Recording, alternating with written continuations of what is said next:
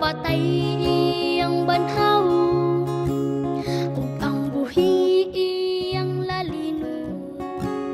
Pagkatahon nga huna-hunaon, kita ni Kristo iyang sugaton. Ditoon niya sa kalangitan, uban sa manulundang panon.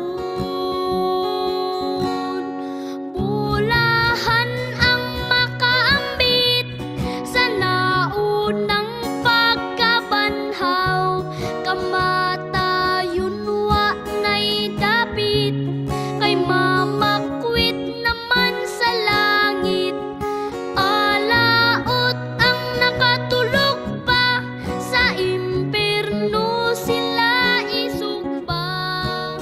Ikaduhang pagkabanhaw, dito sila makapanghupang.